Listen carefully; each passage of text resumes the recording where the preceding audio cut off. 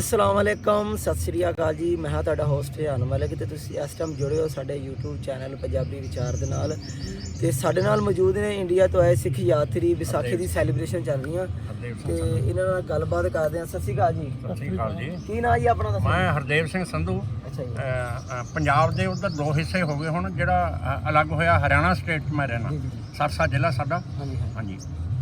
अच्छा तुहाडा की नाम जी? जगसीर सिंह है जी। अच्छा जी। तुहाडा की नाम जी? जसपाल सिंह है। जसपाल सिंह।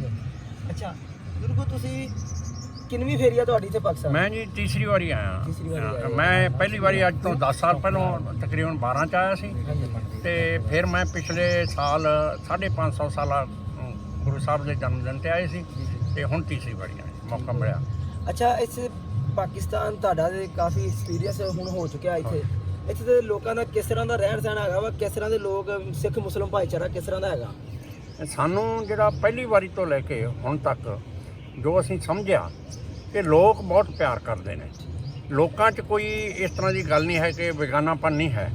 इत्थों के लोग सानू बहुत इज्जत देंदे ने, सारे महकमे पुलिस वाले भी, वक्फ बोर्ड वाले, गुरुद्वारा कमेटी वाले या होर लोग जिहड़े सानू पाकिस्तान दे मिले ने बहुत प्यार दिता, साडे अंदाजे तो ज़्यादा। ते हर तरह नाल साडी सेफ्टी, साडा इज्जत मान ते सानू हत्थां ते चुक्या, जिहदे लई असीं बड़े तुहाडे शुक्रगुजार हाँ। अच्छा इत्थे ਜਿਹੜੇ ਹੈਗੇ ਆ ਲੰਗਰ ਦਾ ਪ੍ਰੋਗਰਾਮ ਜਿਹੜਾ ਹੈਗਾ ਵਾ ਤੇ ਔਰ ਸਿਕਿਉਰਿਟੀ ਵੱਲੋਂ ਕਿਸ ਤਰ੍ਹਾਂ ਦੇ ਇੰਤਜ਼ਾਮਾਤ ਆ, ਤੁਸੀਂ ਮੁਤਮਈਨ ਹੈਗੇ ਆ? ਅਸੀਂ ਲੰਗਰ ਦਾ ਜਿਹੜੀ ਸੇਵਾ ਲੰਗਰ ਦੀ ਜਿੰਨੀ ਵੱਡੀ ਗਿਣਤੀ 'ਚ ਲੋਕ ਆ ਜਾਂਦੇ ਨੇ ਇੱਥੇ ਵੱਡੇ ਮੇਲਿਆਂ 'ਤੇ, ਇਸ ਤੋਂ ਵੀ ਜ਼ਿਆਦਾ ਹੁੰਦੇ ਨੇ, ਇੰਨੇ ਲੋਕਾਂ ਨੂੰ ਲੰਗਰ ਛਕਾਉਣਾ ਜਿਹੜਾ ਬਹੁਤ ਵੱਡੀ ਗੱਲ ਆ, ਇਹ ਛੋਟੀ ਗੱਲ ਨਹੀਂ ਹੈ। ਤੇ ਬੜੀ ਕੋਸ਼ਿਸ਼ ਸ਼ਰਧਾ ਭਾਵਨਾ ਨਾਲ ਇੱਥੋਂ ਦੇ ਲੋਕ ਲੰਗਰ ਛਕਾਉਂਦੇ ਨੇ। ਆਮ ਤੌਰ 'ਤੇ ਜਿਹੜੇ ਹੱਥੀਂ ਸੇਵਾ ਕਰਨ ਵਾਲੇ ਉਹ ਸਿੰਧੀ ਲੋਕ ਮਿਲੇ ਨੇ। ਨੌਜਵਾਨ ਜਿਹੜੀ ਯੂਥ ਹੈਗੀ ਆ ਉਹ ਬਹੁਤ ਘੱਟ ਗਿਣਤੀ ਦੇ ਵਿੱਚ ਉਧਰ ਆਉਂਦੀ ਆ, ਇਹਦਾ ਕੀ ਪ੍ਰੋਬਲਮ ਹੈਗੀ ਆ? ਆਮ ਤੌਰ 'ਤੇ ਯੂਥ ਇੱਥੋਂ ਦੀ ਵੀ, ਸਾਡੇ ਦੇਸ਼ ਦੀ ਵੀ, ਹੋਰ ਥਾਵਾਂ ਦੀ ਵੀ ਬਹੁਤੀ ਧਾਰਮਿਕ ਨਹੀਂ ਹੁੰਦੀ, ਕਿਉਂਕਿ ਯੂਥ ਦੇ ਆਪਣੇ ਸ਼ੌਕ ਹੁੰਦੇ ਨੇ, ਉਹਨਾਂ ਦੇ ਆਪਣੇ ਫੀਲਡ ਹੁੰਦੇ ਨੇ, ਉਹਨਾਂ ਨੂੰ ਗੀਤ ਸੰਗੀਤ ਚੰਗਾ ਲੱਗਦਾ, ਉਹਨਾਂ ਨੂੰ ਖੇਡਾਂ ਚੰਗੀਆਂ ਲੱਗਦੀਆਂ ਨੇ, ਉਹਨਾਂ ਦੇ ਆਪਣੇ ਪੜ੍ਹਾਈ ਦਾ ਦੌਰ ਹੁੰਦਾ, ਉਹਨਾਂ ਨੇ ਟੈਸਟ ਦੇਣੇ ਆ, ਉਹਨਾਂ ਨੇ ਨੌਕਰੀਆਂ ਲੱਭਣੀਆਂ ਨੇ, ਉਹਨਾਂ ਦੇ ਰੁਝੇਵੇਂ ਕੁਝ ਵੱਖਰੇ ਹੁੰਦੇ ਨੇ। ਆਮ ਤੌਰ 'ਤੇ ਧਾਰਮਿਕ ਰੁਝੇਵੇਂ ਜਿਹੜੇ ਹੁੰਦੇ ਨੇ, ਭਾਵੇਂ ਸਿੱਖ ਹੋਈਏ ਭਾਵੇਂ ਤੁਸੀਂ ਮੁਸਲਮਾਨ ਹੋਵੋ ਜਾਂ ਦੂਸਰੇ ਵੀ, ਉਹ ਉੱਥੇ ਧਾਰਮਿਕ ਸਥਾਨਾਂ 'ਤੇ ਆਮ ਤੌਰ 'ਤੇ ਅੱਧੀ ਉਮਰ ਤੋਂ ਜਿਹੜੇ ਜ਼ਿਆਦਾ ਉਮਰ ਵਾਲੇ ਲੋਕ ਹੁੰਦੇ ਨੇ ਉਹੀ ਨਜ਼ਰ ਆਉਂਦੇ ਨੇ। ਠੀਕ ਹੋ। ਅੱਛਾ ਜਿਹੜੇ ਜੇ ਗੱਲ ਕਰੀਏ ਆਪਾਂ ਪੰਜਾਬੀ ਨੂੰ ਲੈ ਕੇ, ਤੇ ਪੰਜਾਬੀ ਤੁਹਾਨੂੰ ਕਿਸ ਤਰ੍ਹਾਂ ਲੱਗੀ ਆ? ਪਾਕਿਸਤਾਨ ਦੇ ਵਿੱਚ ਮੈਂ 2-3 ਸਰਦਾਰਾਂ ਨੂੰ ਇੱਥੇ ਮਿਲਿਆ ਵਾ, ਉਹਨਾਂ ਨੇ ਕਿਹਾ ਕਿ ਪਾਕਿਸਤਾਨ ਦੇ ਵਿੱਚ ਪੰਜਾਬੀ ਹਜੇ ਵੀ ਕੋਈ ਜਿਉਂਦੀ ਹੈਗੀ ਆ ਤੇ ਉਧਰ ਚੜ੍ਹਦੇ ਪੰਜਾਬ 'ਚ ਕਹਿੰਦੇ ਹਿੰਦੀ ਮਿਕਸ ਕਰਦੇ ਆ, ਤੇ ਕੀ ਹਾਲ ਆ ਉਧਰ ਪੰਜਾਬੀ ਦਾ? ਕੀ ਹਾਲ ਆ? ਸਾਡੇ ਪੰਜਾਬੀ ਅਸਲ ਪੰਜਾਬ ਦਾ ਹਿੱਸਾ ਜਿਹੜਾ ਉਧਰ ਆ, ਉੱਥੇ ਕਿਉਂਕਿ ਇੱਧਰ ਜਿਹੜੇ ਸਿੱਖ ਲੋਕ, ਪੰਜਾਬੀ ਬੋਲੀ ਸਿੱਖਾਂ ਦੀ ਬੋਲੀ ਮੰਨੀ ਜਾਂਦੀ ਆ, ਮੁਸਲਮਾਨ ਭਾਵੇਂ ਪੰਜਾਬੀ ਹੋਵੇ ਪਰ ਉਹਨਾਂ ਦੀ ਬੋਲੀ ਉਰਦੂ ਮੰਨੀ ਜਾਂਦੀ ਆ, ਤੇ ਇਸ ਹਿਸਾਬ ਨਾਲ ਇੱਧਰੋਂ ਸਾਰੇ ਪੰਜਾਬੀ ਲੋਕ ਉਧਰ ਚਲੇ ਗਏ। ਸਰਦਾਰ ਜਿਹੜੇ ਜਾਂ ਹਿੰਦੂ ਲੋਕ ਜਿਹੜੇ ਪੰਜਾਬੀ ਸੀ, ਉਹਨਾਂ ਨੇ ਪੰਜਾਬੀ ਨੂੰ ਉਧਰ ਬਹਾਲ ਰੱਖਿਆ ਹੋਇਆ।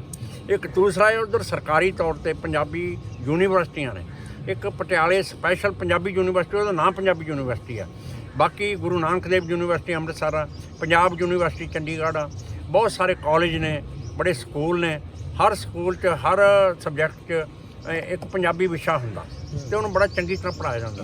ਪੰਜਾਬੀ ਸਾਹਿਤ ਆ ਜਿਹੜਾ ਅਦਬ, ਪੰਜਾਬੀ ਅਦਬ, ਉਹਨੂੰ ਬੜਾ ਚੰਗੀ ਤਰ੍ਹਾਂ ਉੱਧਰ ਸੰਭਾਲਿਆ ਹੋਇਆ ਅਤੇ ਉਹਦੇ ਲਈ ਬੜੇ ਪ੍ਰੋਗਰਾਮ ਹੁੰਦੇ ਨੇ, ਬੜੀਆਂ ਅਕੈਡਮੀਆਂ ਨੇ, ਸਰਕਾਰੀ ਸਹਾਇਤਾ ਵੀ ਮਿਲਦੀ ਆ, ਲੋਕਾਂ ਦੇ ਆਪਣੇ ਸੰਗਠਨ ਵੀ ਨੇ। ਪੰਜਾਬੀ ਨੂੰ ਮੈਂ ਸਮਝਦਾ ਕੋਈ ਇੰਡੀਆ 'ਚ ਖਤਰਾ ਨਹੀਂ ਹੈ। ਅਤੇ ਪੰਜਾਬੀ ਇੱਕ ਗੱਲ, ਦੂਸਰਾ ਪੰਜਾਬੀ ਲੋਕ ਸਾਡੇ ਜਿਹੜੇ ਉਸ ਪੰਜਾਬ ਦੇ ਨੇ, ਉਹ ਜਿੱਥੇ ਵੀ ਗਏ ਨੇ, ਮੈਂ ਨਿਰੀ ਇੰਡੀਆ ਜਾਂ ਪਾਕਿਸਤਾਨ ਦੀ ਗੱਲ ਨਹੀਂ ਕਰਦਾ, ਹੋਰ ਵੀ ਜਿੱਥੇ ਵੀ ਗਏ ਨੇ, ਕੈਨੇਡਾ 'ਚ ਗਏ ਨੇ, ਮੈਂ 3 ਸਾਲ ਕੈਨੇਡਾ 'ਚ ਰਹਿ ਕੇ ਆਇਆ, ਆਸਟ੍ਰੇਲੀਆ 'ਚ ਗਏ ਨੇ, USA 'ਚ ਨੇ, ਇੰਗਲੈਂਡ 'ਚ ਨੇ, ਜਾਂ ਹੋਰ ਦੇ ਆਸਟ੍ਰੇਲੀਆ, ਜਿੱਥੇ ਵੀ ਪੰਜਾਬੀ ਗਏ ਨੇ ਉਹ ਪੰਜਾਬੀ ਨੂੰ ਨਾਲ ਲੈ ਕੇ ਗਏ ਨੇ। ਅਤੇ ਮੈਂ ਤੁਹਾਨੂੰ ਕੈਨੇਡਾ 'ਚ ਦੱਸਣਾ ਚਾਹੁੰਦਾ ਕਿ ਕੈਨੇਡਾ 'ਚ ਤਾਂ ਇੱਕ ਛੋਟਾ ਪੰਜਾਬ ਵੱਸਦਾ, ਅਤੇ ਉਹਨਾਂ ਨੇ ਹਰ ਤਰ੍ਹਾਂ ਦਾ ਕਲਚਰ, ਵਿਆਹ ਸ਼ਾਦੀਆਂ, ਗੀਤ ਸੰਗੀਤ, ਉੱਥੇ ਮੇਲੇ ਮਨਾ ਰਹੇ ਨੇ, ਟੂਰਨਾਮੈਂਟ ਕਰਾਉਂਦੇ ਨੇ, ਅਤੇ ਪੰਜਾਬੀ ਸੱਭਿਆਚਾਰ ਉਹ ਬਹੁਤ ਚੰਗੀ ਤਰ੍ਹਾਂ ਉਹਨੇ ਬਹਾਲ ਰੱਖਿਆ ਹੋਇਆ। ਅਤੇ ਤੁਹਾਨੂੰ ਇੱਕ ਖੁਸ਼ੀ ਦੀ ਖਬਰ ਦੱਸਦਾ, 2 ਸਾਲ ਪਹਿਲਾਂ ਕੈਨੇਡਾ ਦੇ ਪ੍ਰਧਾਨ ਮੰਤਰੀ ਇੰਡੀਆ ਆਏ ਸੀ ਅਤੇ ਉਹ ਸਮੇਤ ਪਰਿਵਾਰ ਆਪਣੇ ਬੱਚਿਆਂ ਸਮੇਤ ਦਰਬਾਰ ਸਾਹਿਬ ਗਏ। ਜਿੰਨੀ ਸ਼ਰਧਾ ਨਾਲ ਉਹਨਾਂ ਨੇ ਮੱਥਾ ਟੇਕਿਆ, ਮੈਂ ਸਮਝਦਾ ਉਨੀ ਸ਼ਰਧਾ ਨਾਲ ਆਮ ਲੋਕ ਉੱਥੇ ਨਹੀਂ ਮਿਲਦੇ। ਅਤੇ ਟਰੂਡੋ ਸਾਹਿਬ ਨੇ ਭੰਗੜਾ ਪਾਇਆ ਉੱਥੇ, ਸਾਡੇ ਉੱਥੇ ਜਾ ਕੇ ਮੁੰਡਿਆਂ ਦੇ ਨਾਲ ਢੋਲ ਤੇ ਭੰਗੜਾ ਪਾਇਆ ਕੈਨੇਡਾ ਦੇ ਪ੍ਰਧਾਨ ਮੰਤਰੀ ਨੇ। ਇਹ ਸਾਬਤ ਹੁੰਦਾ ਕਿ ਅਸੀਂ ਆਪਣਾ ਪੰਜਾਬੀ ਜਿਹੜਾ ਪੱਖ ਆ, ਪੰਜਾਬੀਪਣ ਜਿਹੜਾ ਉਹ ਅਸੀਂ ਦੁਨੀਆ 'ਚ ਐਸਟੈਬਲਿਸ਼ ਕਰ ਚੁੱਕੇ ਹਾਂ ਤੇ ਇਹ ਖੁਸ਼ੀ ਦੀ ਖਬਰ ਆਈ।